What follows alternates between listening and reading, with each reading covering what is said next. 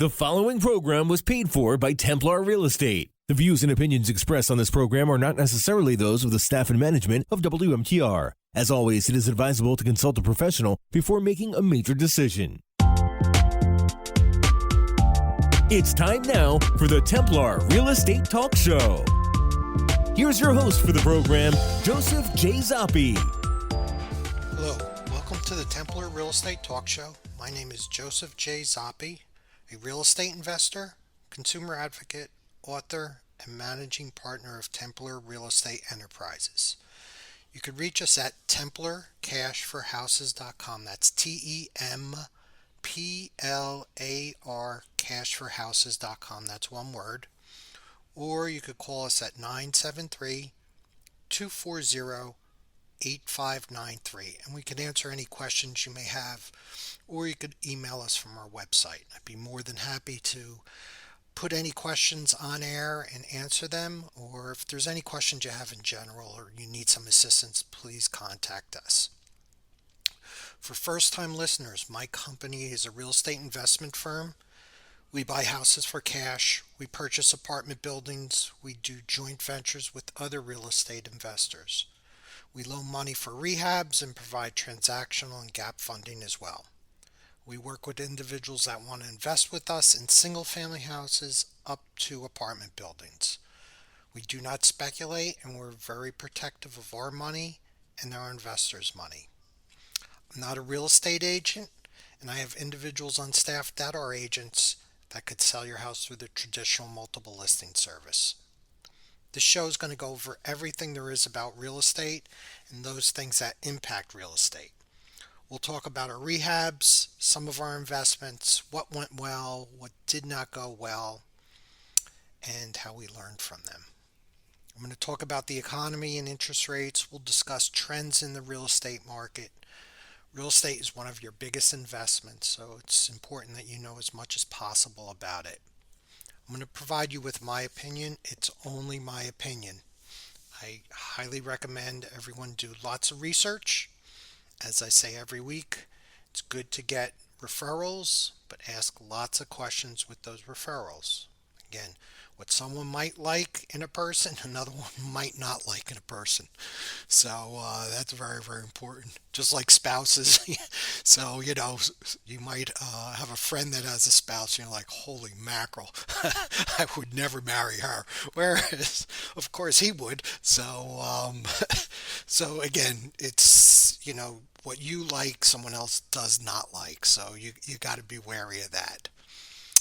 Also, I'd like to do a shout out to a couple of my listeners, Paulette, Tim from Cedar Grove, and Jenny and Johnny from Edison. Hey guys, thank you very much for listening. I would also like to thank some of my private investors that have gone in on some of my deals. I'd like to thank Tom and Janet for their money in one of our rehabs that's going on right now. So thanks, guys.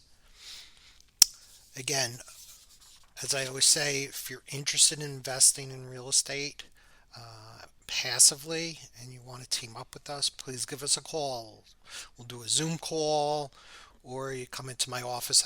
We have a new office now. It's in Parsippany, and we could sit in a conference room, or we could sit outside. There's tables outside as well, or we could do a Zoom call. So any questions or anything, even if you're not sure, let's talk. It doesn't cost any money to talk, okay? Also, if you want to sell your house fast, please give us a call. We do a couple things. We could just purchase it outright for a cash offer, especially if you're having a problem with lots of repairs that need to be done. Or we could list it and list it on the multiple listing service, okay? Couple other things. I was originally looking for a person for my website. Well, I got that filled, as well as an IT person this week, so I'm really happy about that. And I asked last week also for underwriters. So I'm still looking for underwriters. Those are individuals that have a good financial background, that could crunch numbers, that know Excel really well, someone hardworking, and it could be part-time and then it could go full-time. Okay, and the hours are flexible. So that's another good thing. So you can work on the weekends or after hours for this. There's no really set time on it. So that's a big plus. It could be for anyone that was a CPA, former CPA, any individual that worked with large budgets and large numbers, like I said, knows how to crunch numbers and figure things out, very analytical and dedicated. So that's a key part of what I look for a person is dedication, loyalty. Those are like two of my strongest things I look for in a person. Uh, Goes a lot farther if someone's dedicated. I could have someone that's not as good, but they're hardworking, willing to learn, willing to do stuff, and loyal. Forget it. They're gold in my book. That's just the way it is with me. Couple other things. Last week I talked about a little bit about the Feast of Saint Joseph, and I was after my recording, I kept realizing that I wanted to say like almost like Saint Patrick, and I cut myself off, and I'd say Saint Joseph, and I did that every single time. So I was thinking about that, and so I feel like it was kind of my mom looking down on me, trying to push me to say St. Patrick. Because, like I said, she was from Ireland. So I'm going to give you a quick story on this and see why I think that. When my mom passed away, I did a eulogy, and it was more on just funny things that uh, I encountered and I experienced in my life with her. And one of them was, and I was telling uh, everyone at the church that when I was younger, and we'd eat, my family would eat together, and then sometimes I didn't like something, whatever it was dried out pork chops or something like that, and I wouldn't finish it. My father said, "You're staying here until you finish it." So he'd leave, he'd get up and maybe go uh, into the living room or lay down for a half an hour, and I'd be stuck at the table, my sister and my mom, and she'd be cleaning up, and like I'd always think, and I wouldn't do this all the time, but I like, how do I get out of this deal? Because I don't want to eat this. And my mom was very fanatical about hair going in someone's food or her food. Even if it was her own hair, it would just skeeve her out. So she used to wear this like shower cap when she was cooking because she did not want any hair in her food. So every now and then, if I really didn't want to eat something, I'd wait till she's looking, and I'd make believe I was pulling a piece of hair out of the meal and then dropping it on the floor, the hair. And then I'd see her shaking her head, not saying a word, like mouthing to me, "Don't eat it." And I'd be like shrugging my shoulders and pointing over to like the other room where my father is. And she'd say, she would again say no. Then she'd take the food, throw it in the garbage, bury it into the bottom, and then I was done with it. So everybody was laughing at that. So when we had the repast for her, we were at a restaurant, and all of a sudden, one of the individuals, Dex, he all of a sudden called out my mom's name, Marie, and there was a piece of hair. Like, I don't know if it was on the table or what it was, and we all started laughing. So after that, for 2 weeks, on two occasions, there was both times, I think, when I was driving, I was in the car driving, and all of a sudden I'm like, what's going on? And I feel in my mouth a piece of hair. And I pull it out and I think of my mom. So I imagine she was just up there in heaven laughing, making fun of me because of what I said. So I think the same thing happened this past time when I kept saying, I was trying to say St. Joseph, and she wanted me to say St. Patrick. So that's that. So a couple things, real estate. Let's talk about a couple things going on, which are a little are a concern of mine, and I think it'll eventually be a concern of everyone, and that's taxes. And I know President Biden is looking at different taxes, and it's not a simple thing where they're going to say tax the 1% because that's never ever the case. They always say that, but that's not the case. So they will tax the 1% and they might, whatever that burden will be. Okay. But there's a couple of things, and I heard a presentation on this, and I think it's pretty accurate, is that before they do that, these individuals have lots of holdings in stocks. So they might want to liquidate stocks as a result of it before the next tax year. And so there might be pressure sometime this year because of that on the stock market. Another thing is they might say that the taxes that are going to be done on some of this stuff is going to be retroactive. So, that's another problem, and that's not priced into the market right now. Another point is that they're saying that they're going to do some additional taxes on anyone over $400,000 married, which would be $200,000 single. Now, over here in the Northeast and in California, you you could make 200,000. It is a lot of money, but in the grand scheme of things, compared to other parts of the country, it really is not. And that's the thing, and that's going to put a burden on all of us. And the other one is capital gains. They're going to be taxing capital gains more, and that's going to hurt a lot of small businesses. So individuals that are getting ready to retire, they might sell their business and take some of that, and use it for whatever living expenses or whatever. But when you're getting up close to retirement, and you start getting hit with larger capital gains and things like that, that's going to also affect individuals. So it's not, this tax thing is usually not a very benign thing. It doesn't happen to one thing. The other thing they're going to be taxing more of is corporations. So it's going to be very simple. You tax corporations more, they make less money. They make less money, the stock's not going to go up as high. It's a really simple process. Not that stocks are, I think, extremely high right now, but again, that's going to put additional pressure on everyone. So anyone that has mutual funds, and those mutual funds own stocks, so on and so forth, it affects everyone, not just the company. It affects everyone.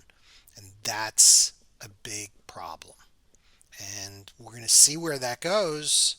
And again, it might not be right away, but it's going to happen. And that's the issue. So before I close out this segment, I wanted to tell you about a couple of businesses that I always frequent. So I wanted to give them a quick plug.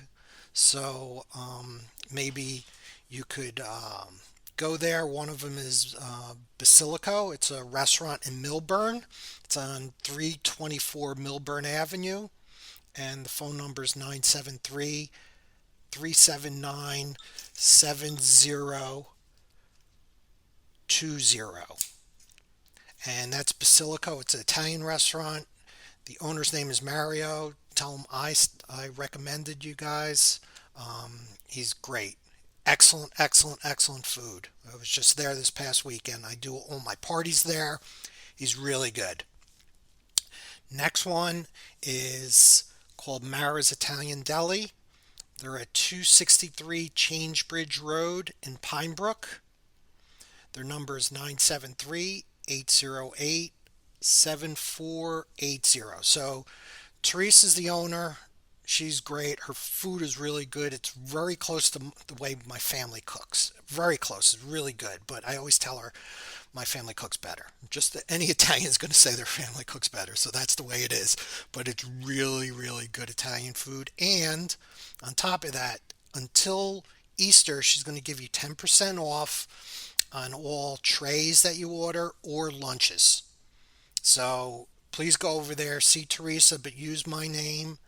and you'll get a 10% discount. Again, the food is great. It's in Pine Brook, right off Route 46, and like I said, the food is very, very good Italian food. She has all the different things for Easter and pizza rustica, which we always call pizza gain, and everything. And it's all really good. So I highly recommend it. I'm going to close out this session and I'll be right back. Again, if you want to reach out to us, call us at 973-240-8593. Again, 973-240-8593 or TemplarCashForHouses.com.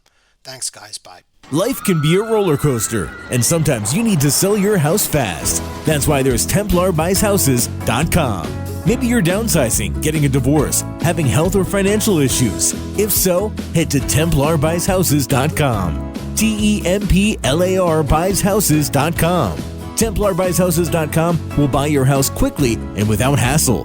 If you've inherited a house that is vacant, contact TemplarBuysHouses.com. Dealing with them is easy and quick, no high-pressure sales tactics, and you won't have to fix up the house. They will buy your house as is. You pick the closing date and when you move out.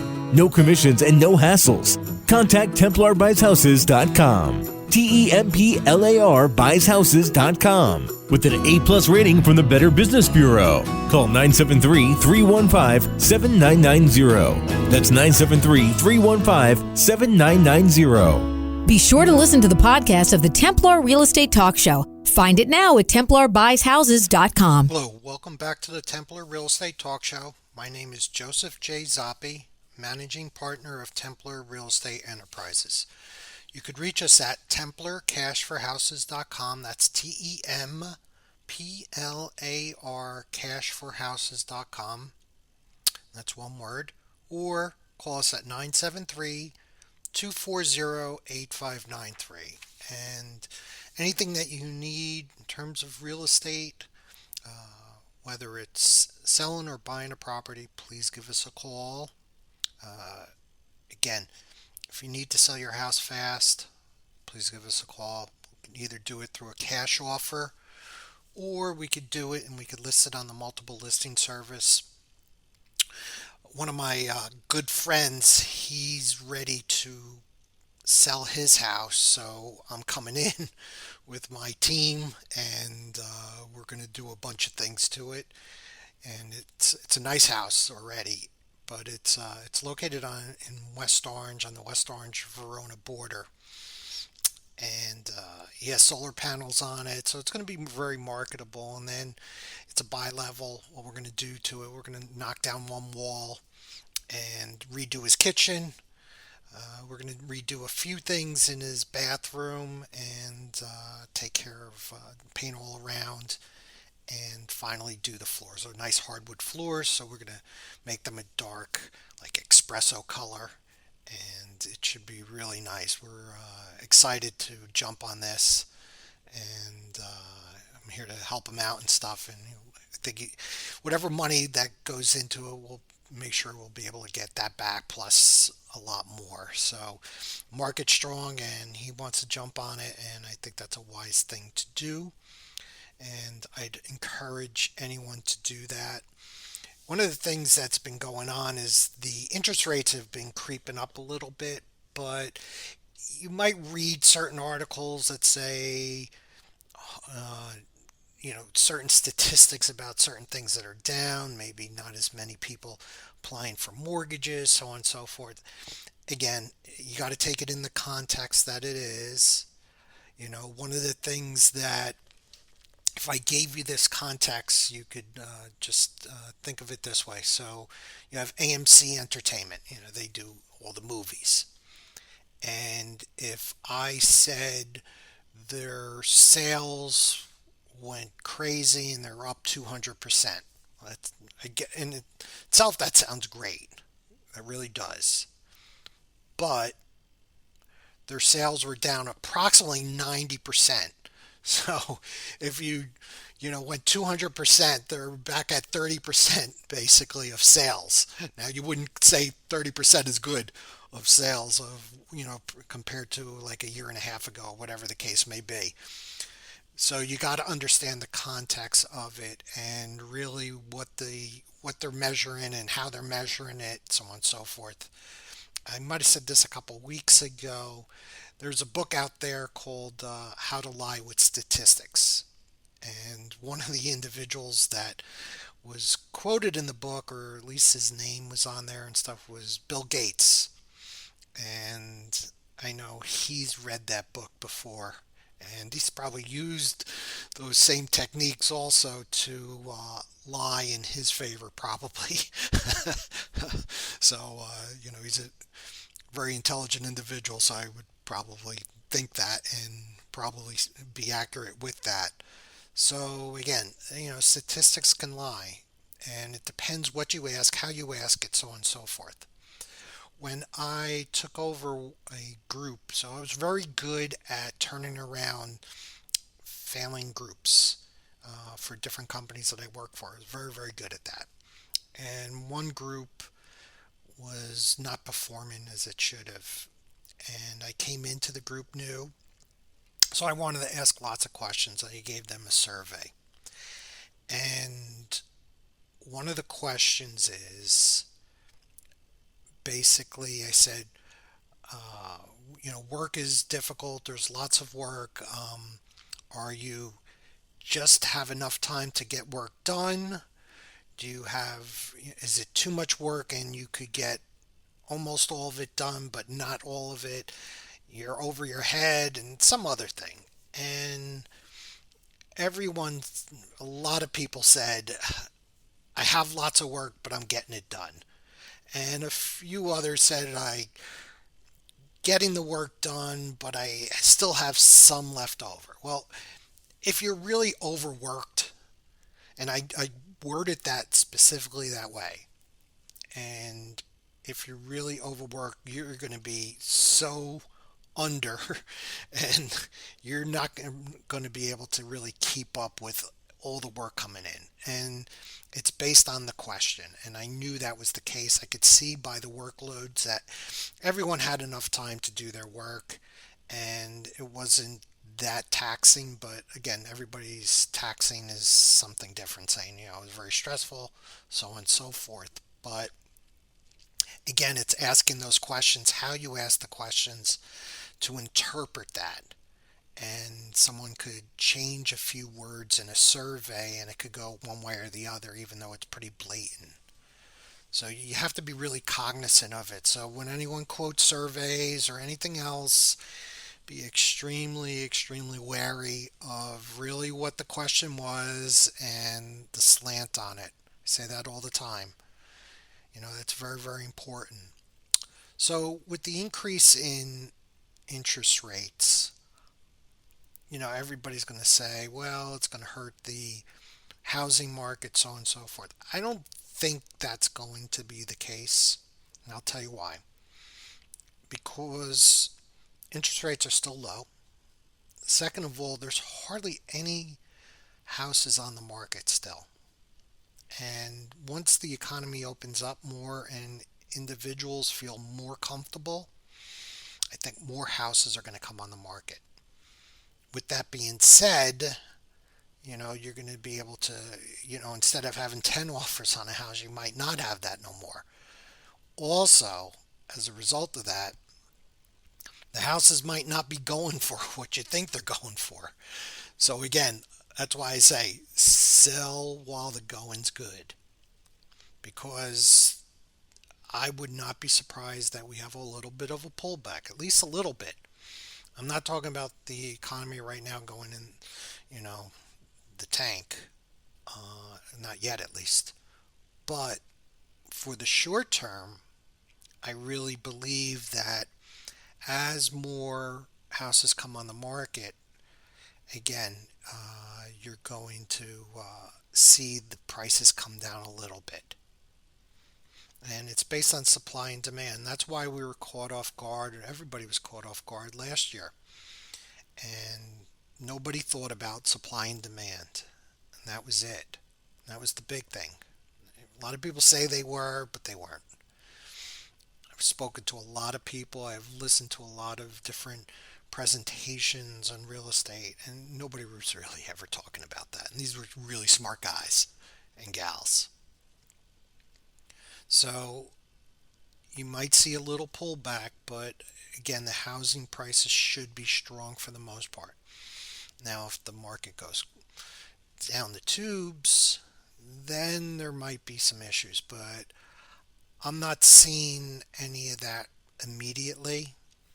Maybe towards the end of the year, maybe next year. I think I was talking to a couple other gentlemen, and they were looking out 8 months. I think that's about right. I think by next year we might be running some issues. Beforehand, I don't know. It's too early to see whether that's going to happen, but I would just be cautious of that. And I've always said make sure you be cautious about the holdings that you have in the stock market. Make sure you have your stop losses. In the event it goes down to a certain number, it sells off. You want to control and keep your profits. So with real estate, again, we might have a pullback. We might have the market, real estate go down some. It's not going to be catastrophic, but we'll see what's going to happen with those individuals that are underemployed and can't keep up with payments. Again, you had individuals that did not get paid, and they had mortgages. There was forbearances. They have come to completion. So there's going to be some impact in that. When you look at some of the articles, they were talking about people saving more during this COVID, crisis, so on and so forth. That might be the case. I haven't seen any statistics, though, that state where those individuals were. So, if you got $3,000 and you're in the Northeast, it's a lot different than if you had $3,000 and you're in Alabama. Same thing with the $1,400. It's one thing to have $1,400 in Jersey. It's another thing to have it in Alabama or Mississippi or in Texas or Oklahoma, one of those states. There's a big difference. Big difference between California and those states. So it's not just people are saving money, so on and so forth. You got to look into those things and understand it. So it's just not a blanket statement that you could just take for granted for the entire country. Okay. The country is very big, so it's very regional. And you got to look out for those things. And within a region, within a state, or a portion of a state, certain things will happen. And when they report on them, they report on them as as the United States, not as a regional area a lot of times with some of these major publications. And that's something that you have to really understand. So again, some of it you got to take with a grain of salt, or just understand it and say, okay, possibly. So again, I'm always cautious about the black and white with this. And because I belong to an investment group, a mastermind that has approximately 150 of the top rehabbers in the country, and they're in every state. So I talk to a lot of them and see what's going on. I was just talking to a gentleman today, a good friend of mine in Waco, Texas. Waco, Texas is a big area, and it's moving up in terms of the quality and the type of people going in there. It's really starting to really pick up. But he said there's only 89 houses on the market right now. It's very tight. So again, I'm going to be talking to a couple of good friends of mine out of California and see what's going on with them as well. But I think it's the same thing. And I know Utah is pretty tough also right now. So right now there is a shortage holistically. But again, certain factors you have to look into about, who's saving, who's not saving, so on and so forth. One of the things that I'm having a challenge with is evicting someone. And It's so I'm going to court with that, and it's not really an eviction; it's an ejection. So there's a difference. Um, an ejection is basically the person's a squatter, and I want to get him out. There was some cases in California where this one family, this husband and wife, purchased the house. Guy says, I need $500,000 cash. That's it. Case closed. I think he said I wanted to close on Sunday, which is kind of weird. And they closed, and he didn't move out. So the people that bought the house can't move in, and they can't evict him. And the police say we can't do anything. If you were in Nevada or Arizona, you'd be able to evict the person, but not here in California. We understand, we would love to do it, but we can't, which is crazy. So this article had something about, there's like 7 other cases like that.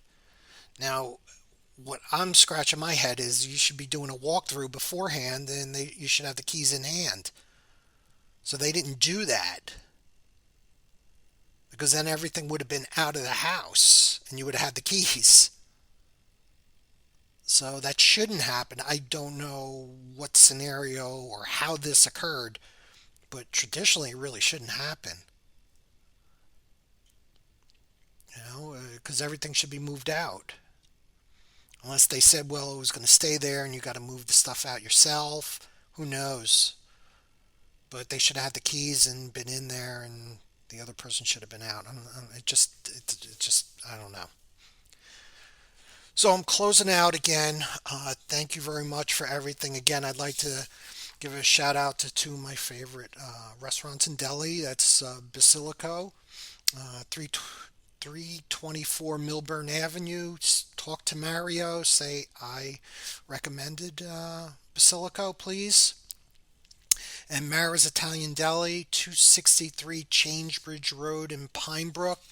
Talk to Teresa. She'll give you 10% off any lunches. The whole price, 10% off, or any catering also up to Easter, please. Her food's great. You could tell her it was great. You could tell her Joe says, his family's food is a little better though. But the food is really great there. Really is. Both places. Mario's the consummate host, and I'm going to be having a party there. At least one party, maybe 2. They have a nice outdoors. So a couple things with that. You could eat out on the sidewalk, as well as this little alley. It's really cute. Or in the back, which is really nice. It's like a gazebo type thing. It's really pretty cool. So that's the case. Again, God bless. Please give me a call at 973-240-8593. Again, God bless, and have a nice weekend. Take care, everyone. Bye. Life can be a roller coaster, and sometimes you need to sell your house fast. That's why there's TemplarBuysHouses.com. Maybe you're downsizing, getting a divorce, having health or financial issues. If so, head to TemplarBuysHouses.com. TemplarBuysHouses.com. TemplarBuysHouses.com will buy your house quickly and without hassle. If you've inherited a house that is vacant, contact TemplarBuysHouses.com. Dealing with them is easy and quick. No high-pressure sales tactics, and you won't have to fix up the house. They will buy your house as is. You pick the closing date and when you move out.